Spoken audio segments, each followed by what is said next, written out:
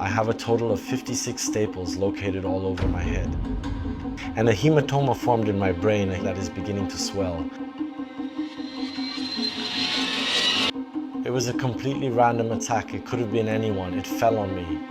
My name is Cyril. I was randomly chosen to die. When I get to New York, the city is just fabulous, and it never fails to amaze me.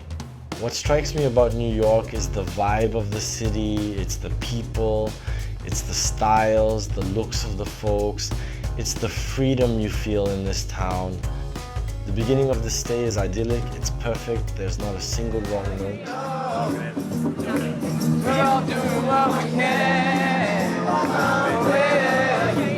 We're in the night of August 21st to 22nd, 2016. I'm gonna meet up with my buddy Raphael. Let's grab a drink at Elle's Kitchen. The atmosphere in the bar is really lively, it's really nice. Around 1 o'clock, I'm heading to the subway station, but really casually. Plus, I'm thinking I'll take a little walk to enjoy the city. During the nighttime, New York is absolutely incredible. I am making my way towards Times Square. I am chilling at the entrance of the subway. Leaning against the wall, I am completely focused on my phone. At that precise moment, I witnessed people approaching me like that, surrounding me and gathering around my little wall. And so, evidently that makes me react, and I look up and I see a group of 4 dudes surrounding me. Real quick, I'm thinking, I don't like what's going on. And I start trying to dodge to get into the subway. He's blocking my way. That is when I say to myself, oh no, something is happening. I am losing control. It is not going well at all. And then I tell myself that I have to go, and then I believe the initial blow comes and renders me unconscious. After that, I am aware that I am rambling, so he brutally smashes my skull with a powerful kick. The only things I can vividly remember are hearing the blaring sirens of the police, seeing the rapid flashes of lights, and nothing else comes to mind at all. I wake up, so I have spent a day in a coma. I am trapped in the hospital for 2 weeks. During my time at the hospital, I am unaware of the precise cause of the assault.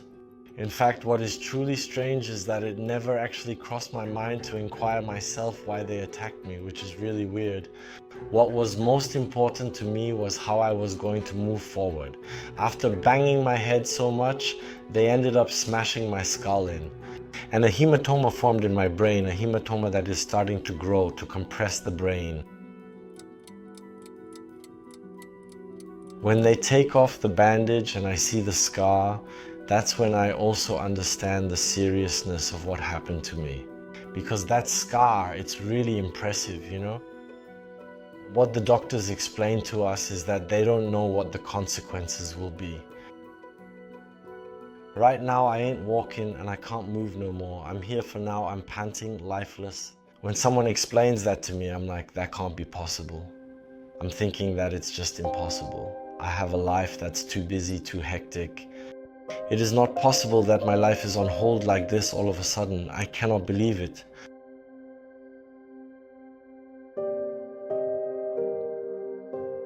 I currently have a total of 56 staples spread out across various areas on my head.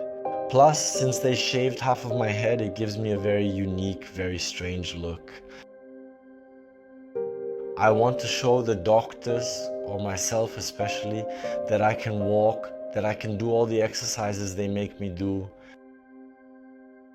They observe that I am still able to move. Therefore, they are permitting me to depart once more.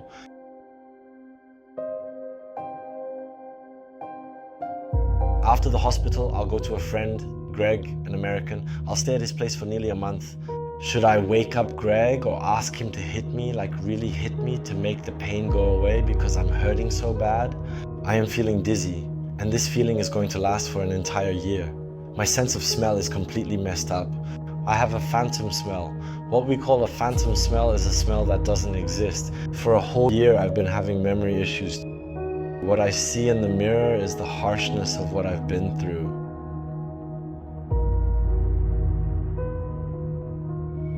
My buddy Greg and I were just chilling out in Central Park, you know? We are phoning a friend of ours in France, and over there, I suddenly started crying. I'm in tears because for a year, I've had this oversensitivity that's been following me, where I'm starting to realize that maybe my life is changing now and it will never be the same again. Perhaps I am coming to the realization that it could have potentially come to an end, and I have also been incredibly fortunate and blessed to still be here, to have the ability to communicate, to engage in conversation, and it's gonna do it to me for a whole year, where every time I see someone who matters to me, I freak out.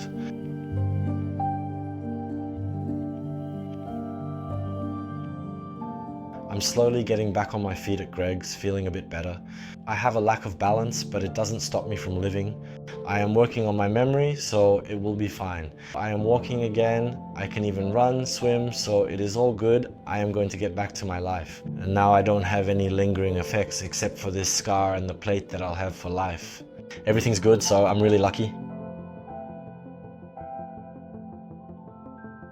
As I return to Paris, after spending more than a month in Manhattan, I slowly get back into the swing of things, and the United States is calling me. The police got in touch with us, and they informed us that it's possible that a gang is responsible for the attack on me. And he's telling us that to get into a gang, there's a gang initiation, and it's a young person who has to prove their worth, and they have to beat up someone or usually kill the first person they come across, meaning someone we will have designated, we will have told him, hey, this one, it's him. And this individual is me. I found myself in the wrong place at the wrong time. It was a completely random attack. It could have happened to anyone. Unfortunately, it happened to me. My attackers from this gang were found thanks to the surveillance footage. So they're asking me to come testify, and I'm telling them it's impossible because I just got back from France. I've been back for 4 days, so unfortunately I didn't follow through. So they weren't held accountable. I would have wanted him to be charged because I don't want that to happen to someone else, actually. The complaint has been filed. The state of New York gave me 100 euros. Thanks, New York State. And so afterwards, I had to pay all the medical expenses in the United States, and it cost me 200,000 euros. Luckily, my insurance in France covered everything, so I didn't have to pay anything. It was a relief.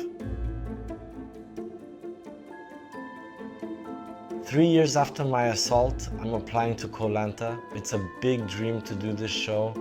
It's a slap in the face to what happened to me. I'm like, wow, look at me. I can do something that puts you in danger and hurts your body. And also I want to show people who have experienced serious, tough things that we can overcome them.